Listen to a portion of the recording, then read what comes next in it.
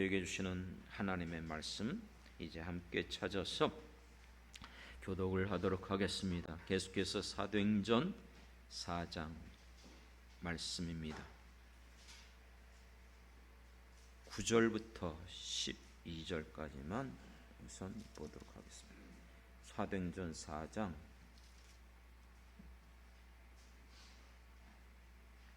9절부터 12절 교독합니다. 만일 병자에게 행한 착한 일에 대하여 이 사람이 어떻게 구원을 받았느냐고 오늘 우리에게 질문한다면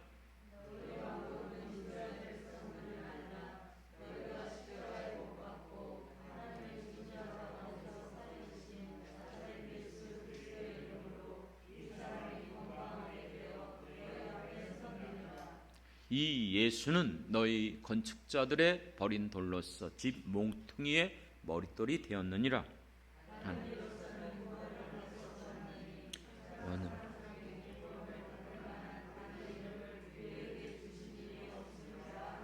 다시 한번 12절 같이 함께 읽겠습니다. 다른 이로서는 구원을 받을 수 없나니 허나 사람 중에 구원을 받을 만한 다른 이름을 우리에게 주신 일이 없음이라 하였더라. 아멘. 아멘. 오직 구원받을 수 있는 유일한 길은 예수 그리스도 한 분밖에 없음을 믿습니다. 여러분, 오늘 우리가 이 땅에 살아가면서 우리가 살아가는 날 중에 가장 중요한 것이 무엇일까요? 가장 소중한 것이 뭘까요? 많은 사람들이 그처럼 따르고 원하고 바라고 구하는 것들, 돈, 물질, 명예, 권세입니까? 좋은 차입니까? 좋은 집입니까? 아니요. 이 세상에서 가장 중요한 것을 뽑으라면 오직 하나예요. 오직 하나. 그것은 생명입니다. 믿습니까? 생명의 생명. 우리가 밤기도의 시간을 통해서 어제로 이제 전도서의 말씀을 다 살펴봤어요. 이 땅에 살아가면서 많은 사람들이 그처럼 바라고 원하고 소망하는 것들 이미 다 경험해봤어요. 얻어봤어요. 누려봤어요. 확인해봤어요. 이 세상에 가장 뛰어난 지혜를 가졌던 솔로몬이 그 모든 것들을 연구하고 조사하고 살피고 그래서 깨달은 게 뭐예요? 헛되고 헛되며 헛되도다. 믿습니까? 간단해요. 죽으면은 내게 있는 그 모든 것, 이 세상에 있는 그 어떤 권세나 부귀, 영화 그것을 가지고 있다고 할지라도 죽으면 끝이에요. 아무 소용이 없는 거예요. 그렇기 때문에 우리의 인생 헛되고 헛된 수밖에 없는 인생이죠. 생각해 보십시오. 만일 오늘 내게 100억이 생겼다. 얼마나 좋습니까? 얼마나 감사합니까? 근데 문제는 오늘 내가 죽어버리면, 내가 죽는다면 100억이 뭐예요? 1000억이 있어도 뭐 세계 갑부들은 몇 조라고 하는데 그래요. 몇 조가 있으면 뭐 하냔 말이에요. 저는 이 돈에 대한 가치를 죄송해요. 초등학교 때부터 알았어요. 이 돈이 별로 그렇게 가치 있는 게 아니구나. 그러다 보니까 제가 살아오면서 뭐 여러분하고 다를 바는 없지만 이 돈에 대해서 그렇게 저가 마음 그렇게 많이 흔들리거나 뺏긴 적이 없는 것 같아요. 왜냐하면 제가 초등학교 때 수희 누님 댁 그 군포 안양 그쪽으로 내가 방학 때만 언제나 놀러 갔어요. 근데 그곳에 지금도 있는 걸로 알고 있는데 큰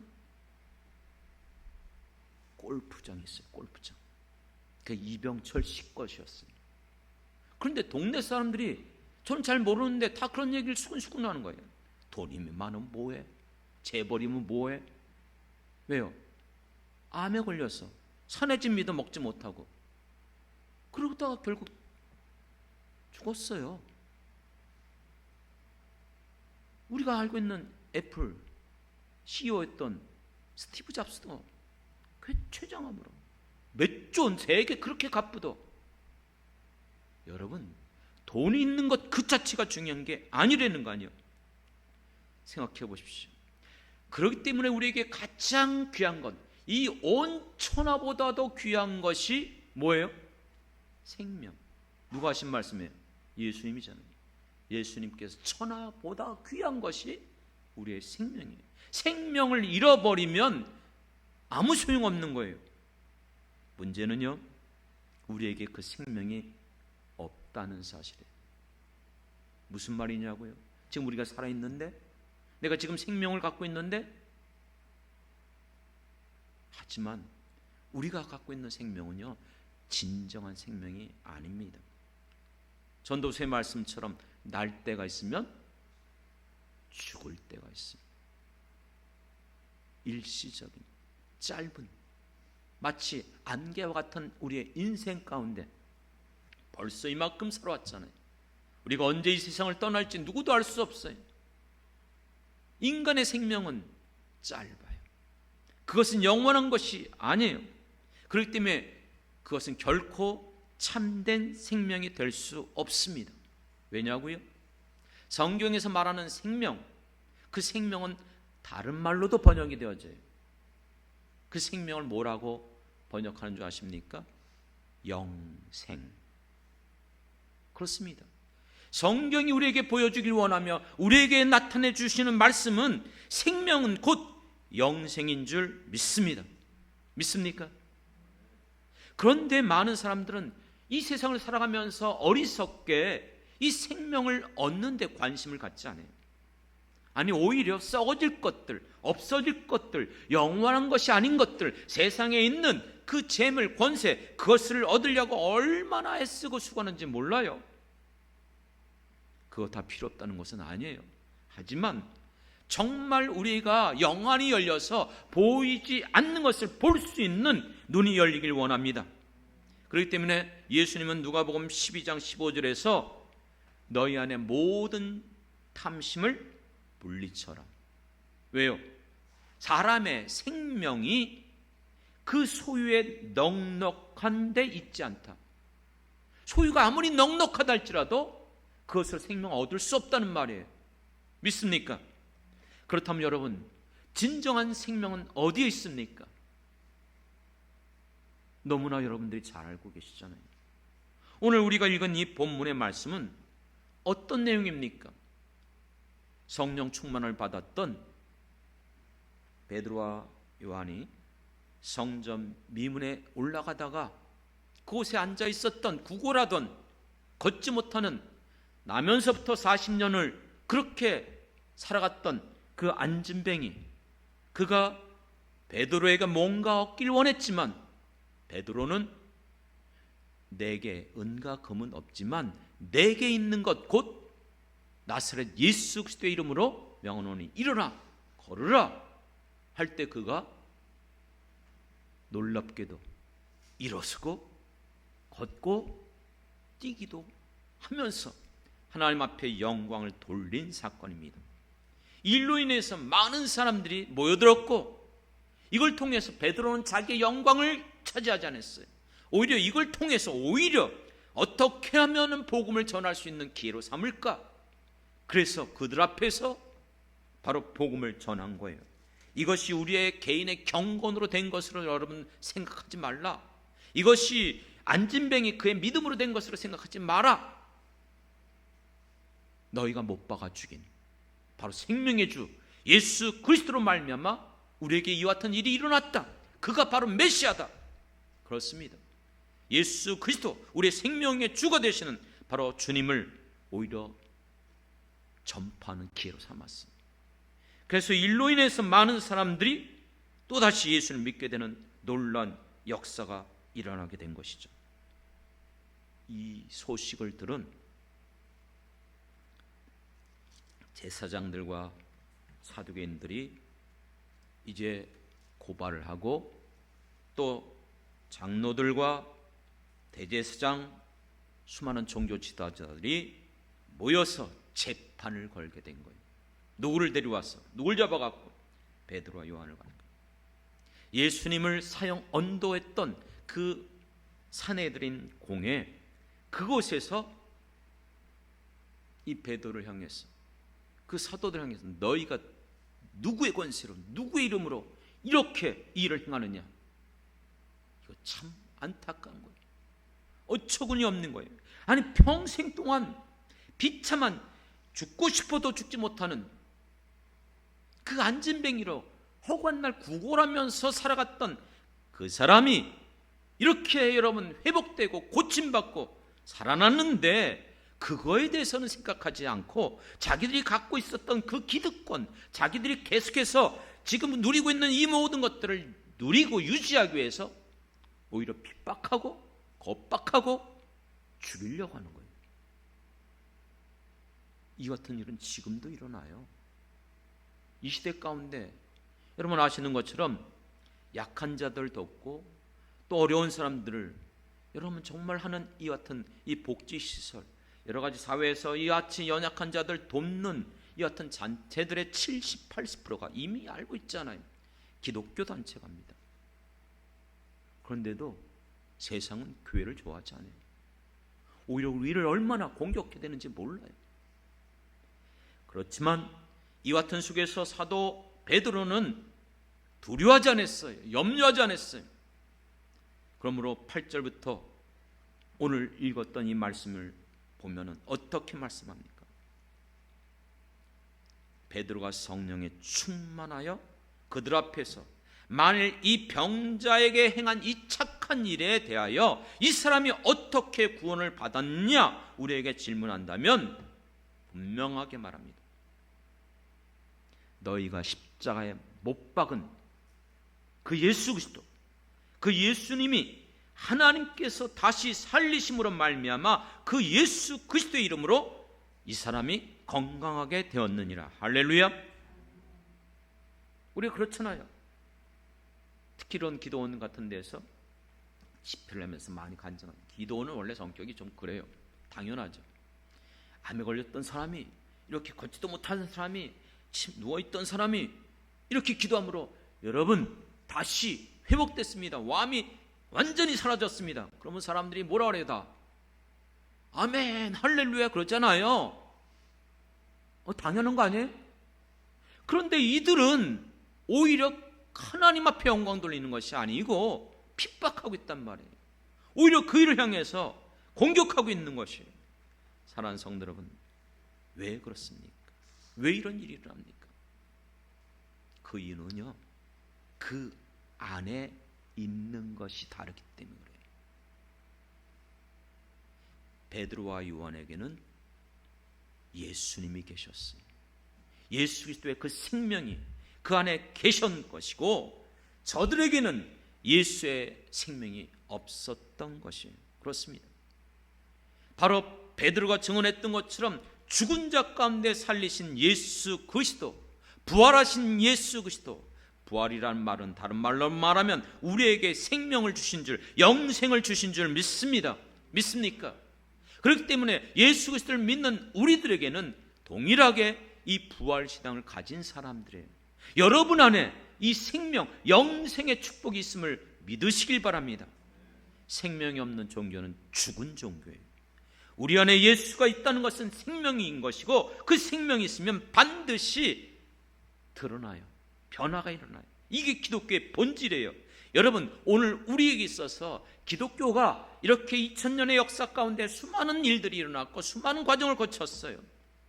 그러나 이 수많은 역사 가운데 오직 하나, 그 안에 생명, 예수의 생명이 있느냐 없느냐, 이것이 그것을 판단하고 구별하고 보여주는 바로 근거가 되는 줄 믿습니다. 우리에게도 내가 믿는 이 예수 그리스도, 그 예수 그리스도에 대한 신앙 고백, 그것은 예수 그리스도만이 나의 생명이시며 나에게 영생을 주시는 바로 주 예수 그리스도인 것을 믿습니다. 사랑하는 성도 여러분, 그것을 보여주는 것이 지금 이 사도행전이에요. 예수 그리스도 안에 생명이 있는 것처럼 성령은 곧 생명의 영, 믿습니까? 생명의 영이에요. 아시는 것처럼 에스겔 골짜기에 수많은 그 뼈들이 가득 차 있었어요. 죽어 있었어요. 이미 마른 지 오래됐어요. 살아있지를 않아요. 그런데 그 뼈들이 어떻게 살아났습니까? 하나님의 말씀을 대언할 때에, 하나님의 말씀은 살아있고 운동력 있는 말씀이에요. 여러분 안에 성령이 거시면 하나님의 말씀을 들을 때 그 말씀이 살아 역사하게 되고 그 말씀이 여러분에게 생명을 주고 그 말씀이 능력으로 나타나게 될 줄 믿습니다. 그런데 하나님의 말씀을 들으면서도 이게 어떻다 저게 어떻다 오히려 비판하고 판단하고 다른 그거 꼭 기억하십시오. 내 안에 지금 역사하는 게 다른 거예요. 에스겔 골짜기에 그 환상을 통해서 뼈들이 연결되어지고 가죽이 덮이고 살이 붙고 그리고 그 안에 아직 생명이 없었지만 뭘 불어넣었어요? 생기를 불어넣었어요. 생기가 곧 생명인 줄 믿습니다. 그렇기 때문에 여러분 로마서 8장에도 예수 그리스도 안에 있는 자에겐 더 이상 뭐가 없다? 정죄함이 없나니 뭐예요? 곧 생명의 영, 성령이 믿습니까? 성령은 곧 우리에게 생명을 불어넣는 하나님의 영인 줄 믿습니다. 이 생명을 가진 사람들의 모습을 오늘 보여주는 것이 사도 베드로와 요한이죠. 이들은 예수님이 십자가에 못 박히실 때에 붙잡혀 가실 때에 자기 생명 유지하기 위해서 도망쳤던 사람이에요. 숨어 있었어요. 그리고 어떻게 되는가?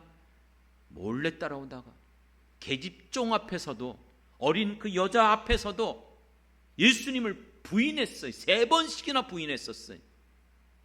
그렇게 두려움으로 가득 찼던 비겁했던 예수님을 모른다고 하고 그 베드로가 이 사내들인 공회 앞에서 이렇게 외칠 수 있는 것, 이렇게 담대하게 말할 수 있는 것 어떻게 가능해요? 말씀드렸잖아요. 8절을 시작하면서 무엇에 충만하여? 성령에 충만하여 생명의 영, 하나님의 영, 성령에 충만할 때에 이런 역사가 일어납니다. 그러면서 유명한 말이 나옵니다. 19절 우리가 하나님 앞에서 너희의 말을 듣는 것이 하나님의 말씀을 듣는 것보다 옳은가 판단하라. 이 유명한 말이에요, 여러분. 하나님 앞에서 이게 바로 코란데오예요. 코란데오.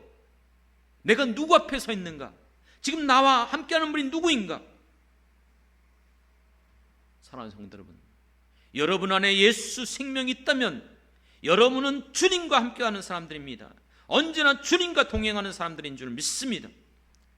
종교개혁을 일으키면서 그 수많은 핍박, 그 많은 방해, 여러 가지 어려움 속에서도 코란데오, 하나님 앞에서 내가 서 있나이다, 그걸 붙잡고 종교개혁을 일으켰던 것, 그것은 종교개혁으로만 끝나는 게 아니라 기독교의 역사상 수많은 핍박과 순교를 당하면서도 이와 같은 고난의 역사 가운데도 그들은 언제나 예수 그리스도의 십자가의 그 생명을 붙잡고 하나님 앞에서 그들은 결코 부인하지 않고 나간 것을 믿습니다. 문제는 뭐죠? 오늘 우리 한국교회 모습이 어떻게 보여지고 있습니까? 다 그렇다는 게 아니고 일반적으로 보여지는 모습. 지금 우리는 지금 누구 앞에 서 있는 사람들입니까? 분명하게 우리는 그것을 깨달아야 돼요. 내가 사람들 앞에 서 있는 건가? 아니면 하나님 앞에 서 있는 사람인가? 사람 앞에 서 있는 사람들은 언제나 사람을 두려워해요. 사람의 시선, 그들의 평가, 그들의 같은 모든 것, 거기에 좌지우지 흔들려요. 그러나 하나님 앞에 서 있는 사람들은 하나님만 두려워하고 사람들을 두려워하지 않는 사람들인 줄 믿습니다. 시대가 변화하고 있습니다. 모든 것들이 바뀌어지고 있습니다. 사람들의 성향도 구시대, 지나간 것들보다 새로운 것들, 모든 것들, 그래서 교회의 여러 가지 많은 기준, 기능, 모든 것들이 바뀌어요. 이미 우리도 그것을 쫓아가고 있다고 말할 수밖에 없어요. 전에 없었던 프로젝터 영상, 또 이와 같이 모니터, 인터넷, 그리고 또 여러 가지 모르는 이 시설들, 최첨단 시설 속에서 새로운 프로그램들을 통해서, 그리고 모든 것들이 정말 조직적으로, 정말 모든 것들이 정말 누가 봐도, 여러분 드라마나 영화를 봐도 감동이 되면 나도 모르게 그냥 눈물이 벌컥 나와요. 그렇게 만든 거거든요. 이와 같은 것들이 지금 우리를 주도하고 있어요. 이 시대를 그렇기 때문에 이 시대의 코드가 감성 시대라고 말해요. 사랑하는 성도 여러분, 이 모든 것들이 사람들이 바라고 원하고 추구하는 선호한 것들이라 할지라도 그거는 영원한 것이 아니에요. 그것은 하나님으로부터 온 것이 아니에요. 우리가 붙잡아야 될 것은 오직 하나, 예수 그리스도의 십자가와 그 안에 있는 생명밖에 없는 줄 믿습니다. 그렇기 때문에 예수님은 누가복음 21장 34절에 너희는 스스로 조심하라는 거예요. 왜냐하면 이와 같은 것들로 인해 너희의 마음이 둔하여지고 정작 봐야 될 것을 보지 못할 수 있다는 거예요.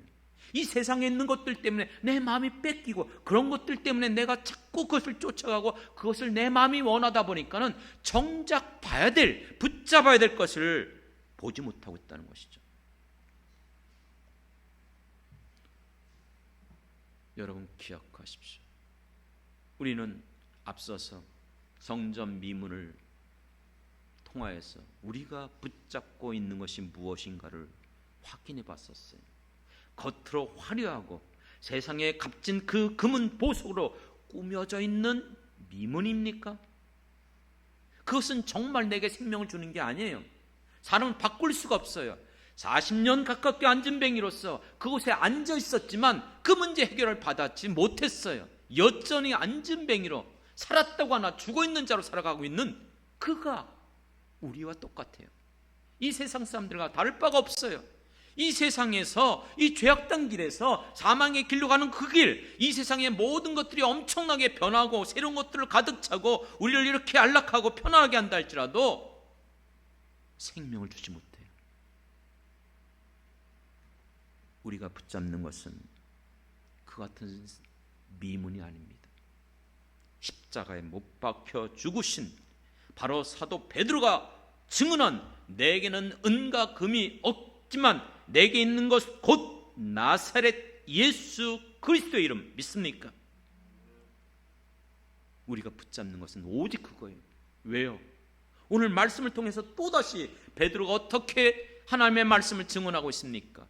천하 인간에게 구원을 얻을 만한 다른 이름을 주신 적이 없어요. 그 어떤 것으로도 여러분 구원 받을 수 있는 길이 없어요. 왜요? 예수님만이 생명이기 때문에. 믿습니까?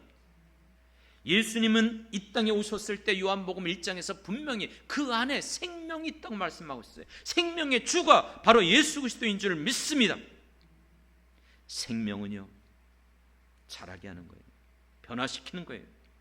사도행전서 베드로가 말했을 때 말하는 것처럼 소생케 되는, 회복되는, 다시 살아나는 역사가 생명을 가진 자들의 모습인 줄 믿습니다. 생명이 있기 때문에 식물도 나무도 자라는 거예요. 꽃을 피워요. 열매를 맺어요. 40년 동안 미문에 앉아 있었던 이 안진뱅이, 걷지 못했던 그는 살았다고 말하지만 죽어 있었던 거예요. 그러나 그 안에 예수의 생명이 들어가니까 살아나는데 보십시오. 걸어요. 뛰어요. 하나님을 찬양해요. 이게 생명의 역사인 줄 믿습니다. 회복의 역사가 일어나는 것이 바로 예수 생명을 가진 모든 사람들의 모습인 줄 믿습니다. 그래서 여러분들에게 그것을 증거했잖아요. 우리는 경건의 모양만 갖고 있는 사람인가? 경건의 능력을 가진 사람들입니까? 그게 베드로가 솔로몬 행각에 모여서 많은 사람들 앞에서 너희가 왜 오해를 하느냐? 이것이 내 개인의 생명, 이 개인의 능력으로 된 것이 아니라는 거예요. 예수 그리스도의 생명, 예수 그리스도의 그 능력, 그것이 우리 안에 있을 때 하나님의 사람들을 통해서, 믿는 경건한 하나님의 사람들을 통해서 이 시대도 얼마든지 이와 같은 역사가 일어나게 될 줄 믿습니다. 생명이 있기 때문에 자라는 거예요. 생명이 있기 때문에 꽃을 피우는 거예요.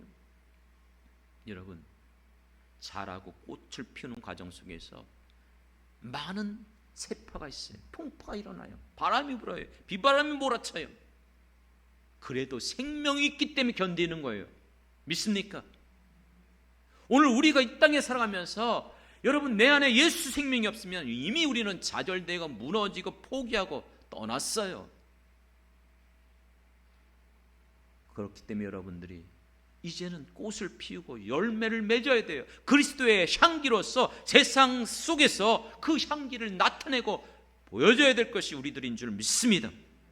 이 생명 있는 사람들은 반드시 베드로가 보여준 모습, 핍박하고 겁박하고 아무리 그것을 막는다 할지라도 뭐라고 말씀했어요? 사람들 앞에서 생각해 보라는 거예요. 사람의 말을 듣는 것과 하나님의 말씀을 듣는 것, 어떤 것이 옳은지를 생각해 보라는 거예요. 우린 누구 앞에 서 있습니까? 하나님 앞에 서 있습니까? 그럼 누구의 말을 들어야 됩니까? 지금 나와 함께하는 분이 누구입니까? 사랑하는 성도 여러분, 그렇기 때문에 우리가 잘 알고 있는 시편의 말씀도, 히브리서의 말씀도, 하나님은 나를 돕는 자시니 내가 누구를 두려워하리요? 누구를 무서워하리요? 사람들이 나를 어찌하리요? 믿습니까? 우리 안에 있는 예수의 생명, 하나님 앞에서 우리가 서 있다면 우리는 어떤 상황 속에서도 두려워하거나 낙심하거나 염려하지 말아야 될 줄 믿습니다. 오늘 우리가 찬양했던 내용이 뭐예요? 찬양의 시간에 마지막 찬양이 아무것도 두려워하지 말라, 주 나와 함께 계심이라, 놀라지 말라, 겁내지 말라. 믿습니까? 주님은 나의 산성, 나의 요새, 나의 반석이 되는 것, 여러분이 그렇게 고백하며 찬양한 것, 여러분의 고백인 줄 믿습니다. 사랑하는 성도 여러분, 그렇기 때문에 정말 내가 예수를 믿었다면 여러분 안에 반드시 예수의 생명이 있는 것이고, 그 생명은 성령을 통해서 우리에게 보여주시고 사용하시고 드러내시고 역사하시는 것을 믿습니다. 그렇기 때문에 예수님께서 너희의 몸을 죽이는 자를 두려워하지 말라 그랬어요. 우리가 두려울 자는 사람이 아니에요. 우리의 몸과 영을 동시에 지옥에 멸할 수 있는 분만을 두려워하라. 누구죠? 하나님. 그렇습니다. 하나님만을 두려워하는 우리 성도들이 되어야 될 줄 믿습니다. 여러분, 이 시간 성령을 통해서 여러분이 분명하게 점검해 보시기 바랍니다. 내 안에 예수 생명이 있는가? 내 안에 성령이 역사하고 계시는가? 그런데 나는 지금 무엇을 붙잡고 있는가? 어떤 것을 따라가고 있는가? 정말로 내 안에 경건의 능력을 소유하고 있는가? 그렇다면 주님 오실 때까지 우리는 끝까지 예수의 이 십자가를 붙잡고 우리에게 부어주는 그 생명력을 가지고 끝까지 성령께서 나를 인도하여 주시는 대로, 내게 역사하시는 대로 믿음을 따라서 충성하시면서 내게 주신 그 사명, 사도 바울의 고백처럼 그리스도의 표대를 향하여 달려갈 길을 끝까지 달려가면서 여러분의 가정을 세우고 우리에게 맡겨주신 주님의 교회를 세우고 이 시대를 향하여서 믿음으로 끝까지 승리하는, 하나님 앞에서 정말 아름답게 쓰임받는 저와 여러분이 되시길 주님의 이름으로 축원합니다.